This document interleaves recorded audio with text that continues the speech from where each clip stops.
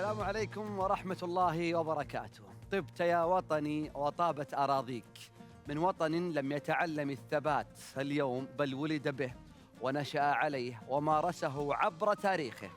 المملكة العربية السعودية حيث للصقور معنى آخر، تحلق عالياً لا عبثاً وتنقض حين يتخذ القرار. الطير ما شاء الله عليه يعني جناحه قوي، وعندي انه يعني بيكسر ال 19، يعني بنشوفه عندي انه بيكسر ال 19. أصعب شيء إنك تحافظ على صحة الطير من بداية الموسم لنهاية الموسم. الكل تسأله نفس السبب، يقول لك الطير ما في إلا العافية، تعبان توديه تفحصه يقول لك ما في إلا العافية، سليم الطير ما في أي أمراض.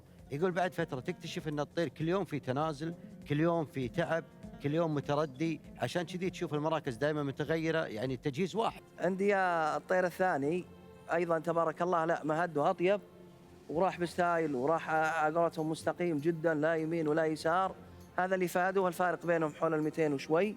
راح بستايل لكن مو بدأ الطير اللي احنا نعرفه في كاس نادي الصقور السعودي.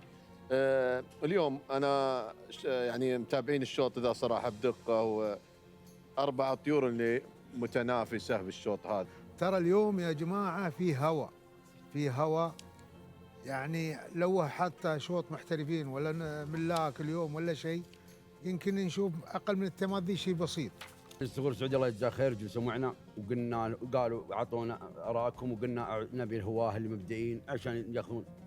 انا ما اكتشفت اني انا بس اللي لحالي، بس طلعوا الربع يا ولدي انت تنزيل سامي.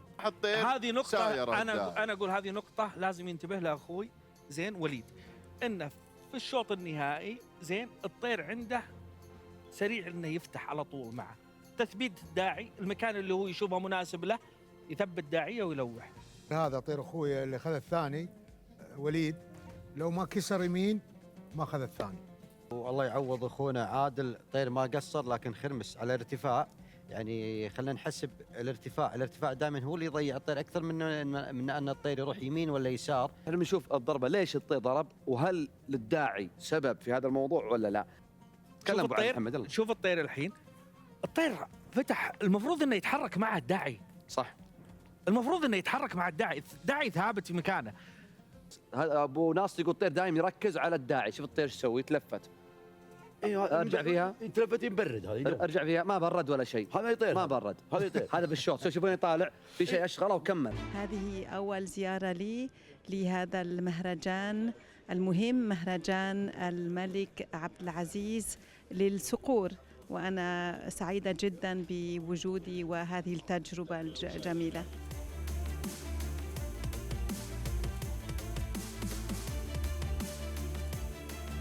كل مستجدات المهرجان في هذا البرنامج، وغدا باذن الله انطلاقه الاشواط 8 صباحا، وقرناز زي ما انتم عارفين 6 مساء. في امان الله.